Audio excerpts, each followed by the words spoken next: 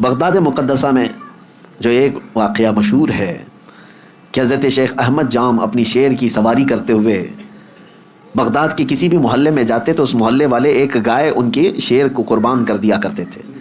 وہ غوث پاک کے محلے میں آئے اور بولا کہ جاؤ شیخ عبد القادر جیلانی کی خانقاہ سے بھی ایک گائے ہمارے شیر کے لیے لے آؤ۔ غوث پاک نے منع نہیں فرمایا، اپنے خادم سے کہا لے جاؤ لنگر خانے سے جو گائے ہوگی، لے کر کے گئے۔ لیکن وہاں پر ہڈیاں کھا کر پلنے والا ایک کتا، پالا ہوا نہیں پلا ہوا، دونوں میں بہت فرق ہے۔ پالا ہوا نہیں، خود سے پلا ہوا کتا نکلا ساتھ میں، اسے کسی نے ٹرین کر کے بھیجا نہیں تھا، اسی لیے میں نے لفظ میں ہی کہا کہ پالا ہوا نہیں ہے، پلا ہوا۔ اور غوث پاک رضی اللہ تعالیٰ عنہ کے آستانے سے جب وہ گائے شیر کے قریب پہنچی تو شیر بھوکا جھپٹا مارنے ہی والا تھا کہ یہ کتا اس پر جھپٹا مارا اور دم زدن میں شیر کو چیر کر کے رکھ دیا۔ یہ شاید واقعہ ایسا پہلا ہوگا کہ ایک کمزور کتا جنگل کے راجا پر بھاری ہو گیا ہو۔ اب تک ہم سنتے یہی آئے تھے کہ جانوروں میں شیر جو ہے راجا ہوتا ہے، لیکن یہاں راجا کا باجا ختم ہو گیا۔ کیوں؟ غوث پاک رضی اللہ تعالیٰ عنہ کے محلے میں آیا اور کتا جو ہے شیر کو پھاڑ کر 2 ٹکڑوں میں بدل دیا۔ دنیا نے اس منظر کو دیکھا اور اعلیٰ حضرت نے فرمایا کیا دبے جس پہ حمایت کا ہو پنجہ تھے، شیر کو خاطر میں لاتا نہیں کتا تیرا۔ اب یہاں پر مسئلہ یہ ہے، شیر شیر ہی تھا وہ اور کتا کتا ہی تھا، اور اصول آج بھی وہی ہے کہ شیر ہی بھاری ہوتا ہے، لیکن یہ اصول اس جگہ ٹوٹ جاتا ہے جہاں کتے کی نسبت دربار غوث سے ہو جائے۔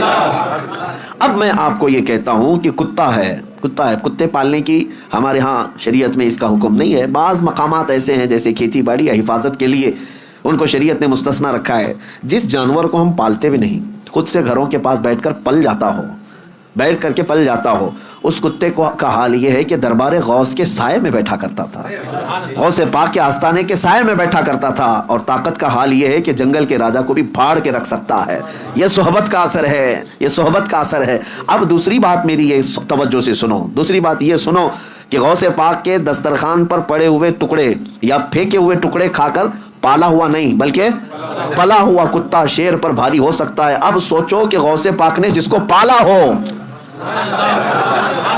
پلا ہوا نہیں بلکہ غوث پاک کے ہاں پالا ہوا، اور وہ بھی کتا نہیں، کوئی وقت کا عالم دین ہو تو پھر وہ اپنے زمانے کا مجدد اعظم بن جاتا ہے۔ اعلیٰ حضرت فاضل بریلوی رحمۃ اللہ علیہ پھر اس کو یوں کہتے ہیں، میں یہ مثال اس لیے دے رہا ہوں کہ اعلیٰ حضرت امام اہل سنت اپنے آپ کو کہتے ہیں کہ میں غوث اعظم کا وہاں پر دربار کا کتا ہوں، بلکہ وہ پلا ہوا نہیں پالا ہوا۔ اور جس کو غوث پاک کی نسبت حاصل ہو، عنایت حاصل ہو، پھر وہ کہتے ہیں اعلیٰ حضرت اپنی قسمت پر کہتے ہیں